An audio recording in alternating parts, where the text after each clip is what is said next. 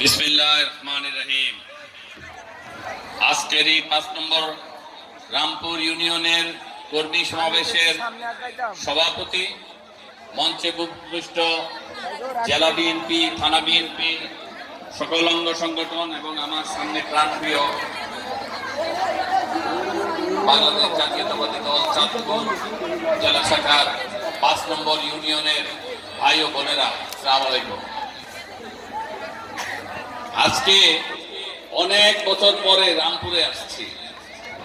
সর্বশেষ মনে হয় শানুর কবর জিয়ারত করতে আসছিলাম না, তারপরে আর আসতে পারি নাই।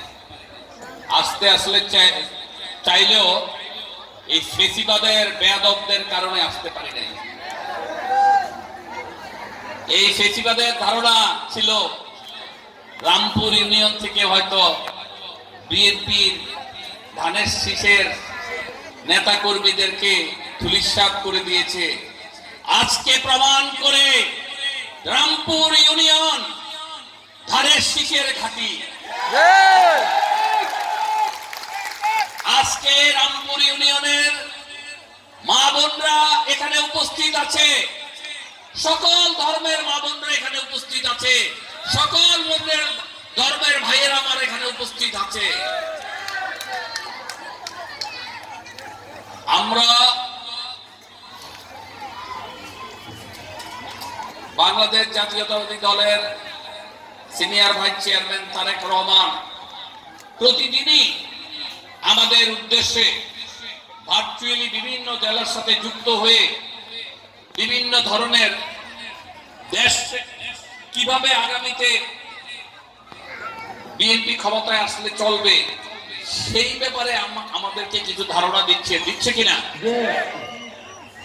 যদি তাই হয় তাহলে আগামী দিনের বিএনপি জনগণের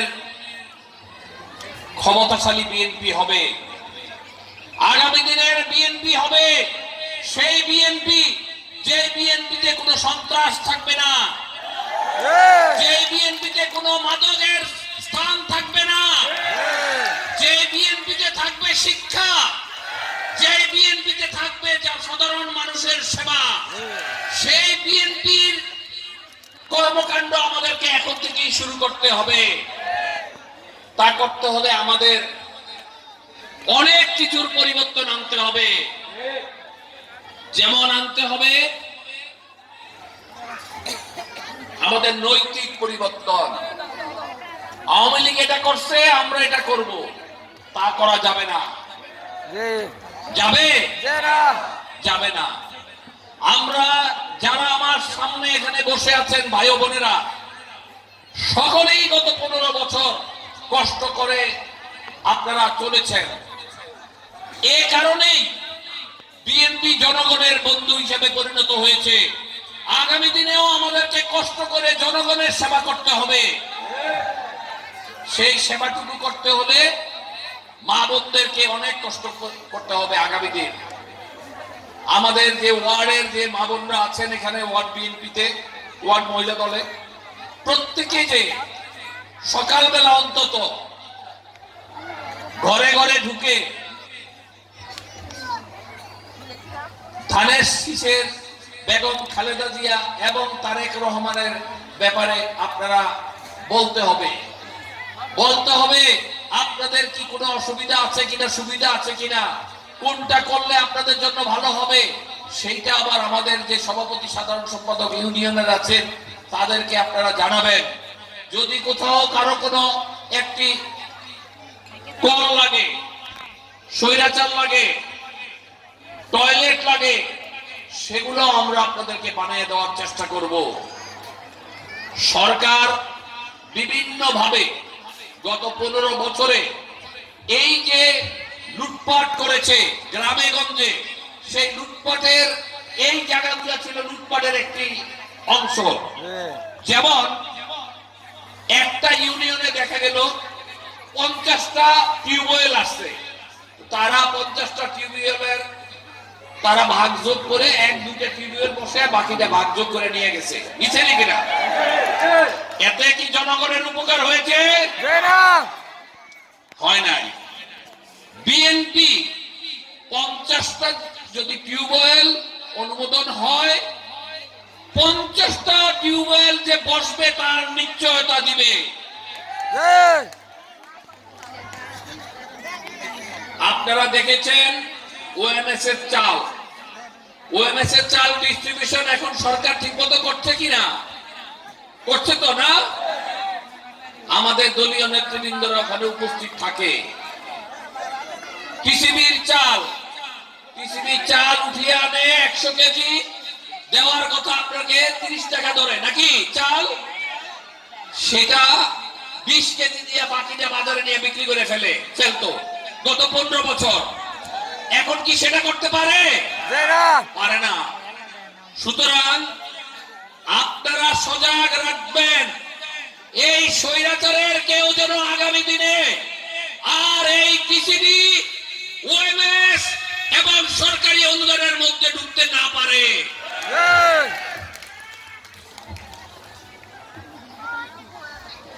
আমি এই 5ই অগাস্টের আমার সম্ভবত জুন জুলাই হবে, আমাকে স্বেচ্ছাসেবক দলের মনির ফোন করলো, ভাই আমার জায়গা জমি তো দিয়ে যাইতেছে, এখানের ছাত্রলীগ করা এক ছেলে। আমি খোঁজ নিলাম, খোঁজ নিয়ে দেখলাম যে ছাত্রলীগ চেয়ারম্যান থেকে আরম্ভ করে সদর থানা ছাত্রলীগ থেকে আরম্ভ করে সবাই মিলে তার জমি জমা দখল করেছে, যদিও তার বাচ্চা ছাড়া অনেকেই আওয়ামী লীগের সাথে জড়িত। আমি আপনাদেরকে দৃঢ়ভাবে বলে যেতে পাই, যেই ঘরে আওয়ামী লীগ একজন, বিএনপি একজন আছে, তার এবার কোনো প্রাধান্য হবে না ওই বিএনপি। তার ভাই যখন, তার চাচারা যখন অত্যাচার করেছে বিএনপির উপরে, সে তখন আমার নেতা কর্মীদের পাশে এসে দাঁড়ায় না। এই হাইব্রিড নেতাদের আমাদের কোনো প্রয়োজন নাই, এটা তারেক রহমানের নির্দেশ। আমি আপনাদেরকে পৌঁছে দিয়ে গেলাম। প্রিয় সংগ্রামী ভাইরা, আপনাদের সম্পর্কে যেন বিন্দু মাত্র আমাদের কাছে কোনো বিচার না আসে। কেউ যদি আপনাদের পায়ে পাড়াও দেয়, তাকে ভাই বলে সম্বোধন করে আপনারা সরে যাবেন। আগামী দিনে তারেক রহমানকে মকসদে বসাতে হলে আমাদের সামনে কঠিন পরীক্ষা।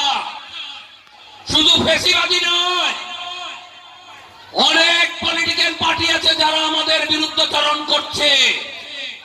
শুধু আমাদের একটাই শক্তি, বেগম খালেদা জিয়া এবং তারেক রহমান। আর একটি বড় শক্তি হলো আমাদের জনগণ, আমাদের কর্মী ভাইয়েরা।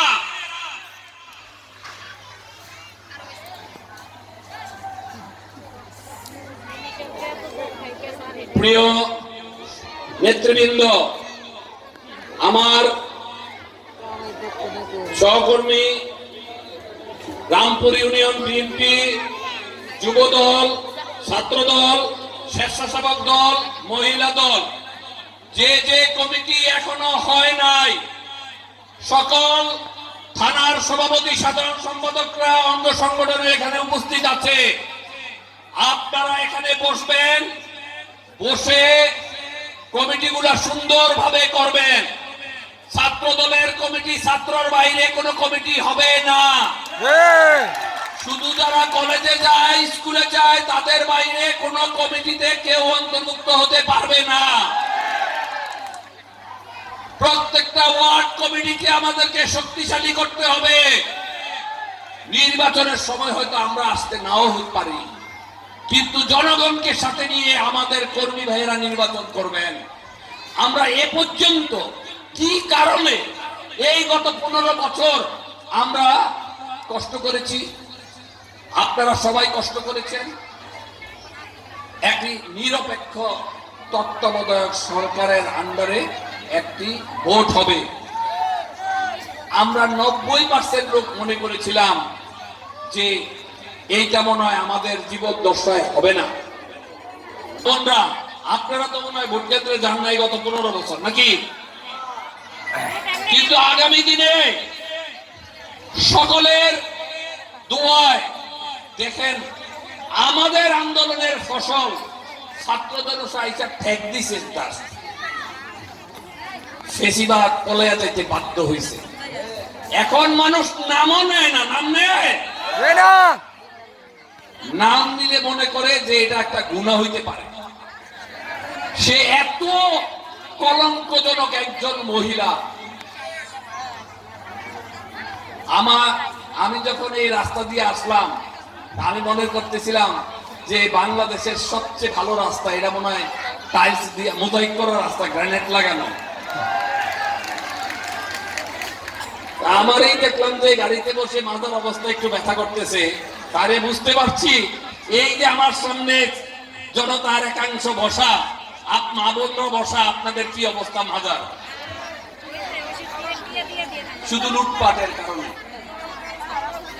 শুধু লুটপাটের কারণে। আমি শুনেছি এখানে একটা 16 কোটি টাকার টেন্ডার হয়েছে, 16 কোটি না 17 কোটি টাকার একটা টেন্ডার হয়েছে এই 5ই আগস্টের আগে।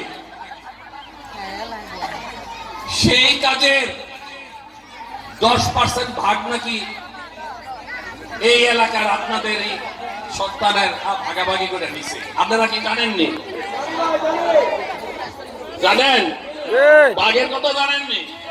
তাহলে ক্যালকুলেটর দিয়ে পূরণ করে দেখেন 10% কত হয় 16 কোটি টাকার। এরকম 2টা রাস্তা করা যাবে। প্রিয় ভাইয়েরা আমার, আমি বক্তব্য দীর্ঘায়িত করব না। আমরা যেখানে যাই চেষ্টা করি আমরা অত্যন্ত ছোট আকারে প্রোগ্রাম করতে, যেহেতু মা বোনেরা এখানে অনেকক্ষণ যাবৎ বসে আছেন। আপনার মা বোনদের উদ্দেশ্যে আমি একটি কথা বলি, একটি সুন্দর সমাজ তৈরি করতে হলে মা বোনদের ভূমিকা বাংলাদেশে অনেক বেশি। আমাকে কিছুদিন আগে বলেছেন যে রামপুর ইউনিয়নে মাদকের নাকি সম্রাটরা বাস করে, এখনো নাকি ধরাছোঁয়ার বাইরে। আমরা তাদেরকে ধরাছোঁয়ার জন্য কাজ করে যাচ্ছি। এখানে একজন দেখলাম, এটা কি রামপুর ইউনিয়নের না রঘুনাথপুরের? রামপুর ইউনিয়নেরও যারা আছেন তারাও শ্রীগড়ে সহসাই যাবেন, কিন্তু আর কোনো কারণ নাই। আপনারা যাকে যেখানে দেখবেন ধরে থানায় ফোন করবেন, প্রশাসন এসে নিয়ে যাবে, কাউকে কোনো গায়ে হাত দিবেন না। মা বোনদের উদ্দেশ্যে যেটা বলছিলাম, আপনাদের সন্তানাদি থাকে না, বড় হয়েছে না, স্কুলে যায় না, কিন্তু আপনারা কিন্তু খেয়াল রাখেন না আমার ছেলেটা কই যাইতেছে। যখন ছেলেটা ক্লাস 8-এ পড়ে, 9-এ পড়ে, আপনারা কিন্তু ছেড়ে দেন। বাবারা কি করে? মাঠে কাজ করে, কৃষি কাজ করে।